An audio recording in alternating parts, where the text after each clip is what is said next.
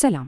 አንድ ፊልም ወይም የቴሌቪዥን ፕሮግራም ከሐሳብነት ተነስቶ ስክሪናችን ላይ እስኪደርስ ድረስ የሚያደርገውን ጉዞ እስቲ ያስቡት። በጣም የሚገርም ሂደት ነው ያለው። በዚህ ትንታኔያችን ከትዕይንቱ በስተጀርባ ያለውን ይህንን የተዋቀረ ሂደት አብረን እንቃኛለን። እንግዲህ ዋናው ጥያቄ ይሄ ነው። አንድ ረቂቅ ሐሳብ እንዴት ነው ተጨባጭ ወደ ሆነና ስክሪን ላይ ህይወት ወደሚዘራ ታሪክ የሚቀየረው? እስኪ የዚህን አስደናቂ ለውጥ ሚስጥር አብረን እንፍታው። እና ይሄ ውስብስብ ሊመስል የሚችል ጉዞ እንደውም በጣም በቀላሉ በ5 ግልጽ እና ወሳኝ ደረጃዎች ይከፈላል። የሚገርመው ደግሞ እነዚህ ደረጃዎች ከግዙፍ የሆሊውድ ፊልሞች አንስቶ እስከምናያቸው የዩቲዩብ ቪዲዮዎች ድረስ ለሁሉም አይነት ሚዲያ ፕሮዳክሽን እንደ መመሪያ ያገለግላሉ።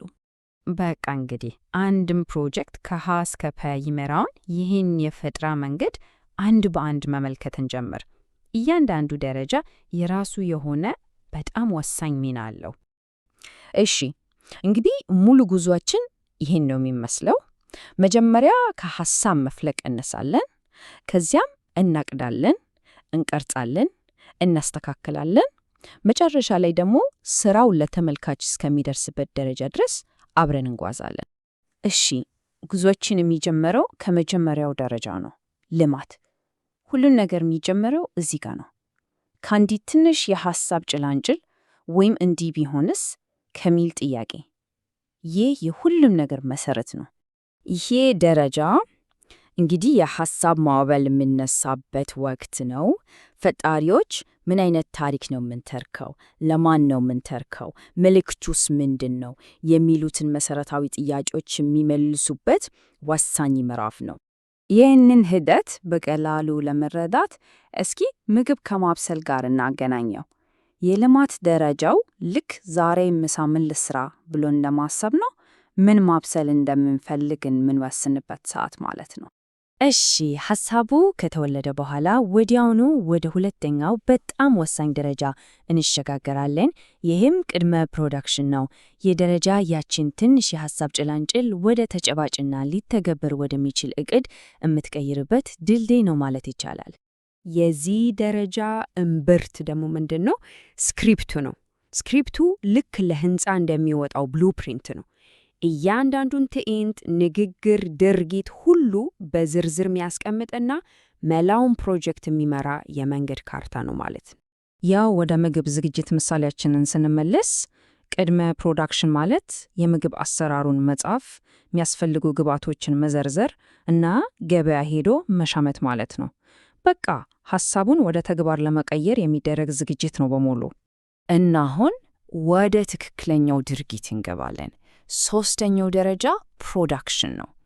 ይህ እንግዲህ ሁሉም እቅዶችና ዝግጅቶች ህይወት የሚዘሩበት በጣም አስደሳች ወቅት ነው። ካሜራዎች መንከባበል ይጀምራሉ፣ መብራቶች ይበራሉ፣ ታሪኩም በአይናችን ፊት መቅረጽ ይጀምራል። ያው በምሳሌያችን ስንቀጥል ይሄ ትክክለኛው የማብሰሉ ሂደት ነው። ግብዓቶቹ ተሰብስበዋል፣ የምግብ አሰራሩ ዝግጁ ነው። አሁን እሳቱን ለኩሶ ማብሰል ብቻ ነው የቀረው። በዚህ ደረጃ ላይ ነው እንግዲህ የዳይሬክተሩና የቡድኑ ፈጠራ በጉልህ የሚታየው። የእንዳንግ ውሳኔ ታሪኩን ይቀርጸዋል። ከካሜራ አንግል ምርጫ አንስቶ እስከ ተዋናዮቹ አገላለጽ፣ ከቦታው ድባብ እስከ መብራቱ አቀማመጥ ድረስ ሁሉም ነገር ታሪኩን ይነግረናል። ቀረጻው ካለቀ በኋላ የአራተኛው ደረጃ አስማት ይጀምራል፣ ድህረ ፕሮዳክሽን። እዚህ ላይ ነው እንግዲህ በሰዓታት ወይም በቀናት ውስጥ የተቀረጹት ጥሬ ምስሎችና ድምጾች ወደ አንድ ወጥና ማራኪ ታሪክ የሚቀየሩት። እዚህ ጋር ነው እንግዲህ ጥሬ ቀረጻ ወደ ታሪክ የሚቀየረው። የኤዲቲንግ ወይም የማስተካከል ሂደት ያለው ኃይል እጅግ በጣም ታላቅ ነው። ኤዲተሮች ልክ እንደ ታሪክ ቀራጺዎች ናቸው። የተቀረጹትን ተለያዩ ትዕይንቶች በማቀናጀት ሪትሙን በመቆጣጠር እና ስሜትን በመፍጠር ወጥ ታሪክን ይገነባሉ። እና ከምስል ማስተካከል ባሻገር ድምፅን ማቀናበር፣ ሙዚቃ መጨመር፣ ልዩ ጽጥኖቹን ወይም ስፔሻል ኢፌክቶቹን ማካተት እና የቀለም እርማት ማድረግ ሁሉም የዚህ ደረጃ አካል ናቸው። የእያንዳንዱ ዝርዝር ነገር ታሪኩን ለማጉላት በጥንቃቄ ይስተካከላል። ወደ ምግብ ዝግጅት ምሳሌያችን ስንመለስ ይህ ደረጃ ልክ እንደ መጨረሻው የማስዋብ ሥራ ነው። ምግቡን አብስሎ ከጨረሱ በኋላ ሳህን ላይ በሚያምር ሁኔታ አስቀምጦ ከማቅረቡ በፊት የሚደረግ ጥንቃቄ የተሞላበት ዝግጅት ነው ማለት ነው። እና አሁን በመጨረሻውና በጣም ወሳኙ ደረጃ ላይ ደርሰናል። ስርጭት። ስራው ተሰርቶ ካለቀ በኋላ ለተመልካች መድረስ አለበት አይደል? ይህ የድካሙ ሁሉ ፍሬ የሚታይበት የመጨረሻው ምዕራፍ ነው። በሚገባ የታሸገው ፕሮግራም አሁን ለተመልካች ለመቅረብ ዝግጁ ነው። በሲኒማ ቤቶች፣ በቴሌቪዥን ጣቢያዎች ወይም በኢንተርኔት በተለያዩ መንገዶች ተስተካክሎ ያለቀው ሥራ በመጨረሻ ከተመልካቹ ጋር ይገናኛል። እንግዲህ ሙሉውን የ5 ደረጃ ጉዞ በድጋሚ ስናየው ይህን ይመስላል። ከሐሳብ መነሳት ወደ ዕቅድ መልወጥ፣ ወደ ተግባር መቀየር፣ ማሳመር እና በመጨረሻም ለተመልካች ማቅረብ። ከአንድ ሐሳብ ተነስቶ ስክሪን ላይ እስከሚደርስ ድረስ ያለው ሙሉ ሂደት ይሄ ነው።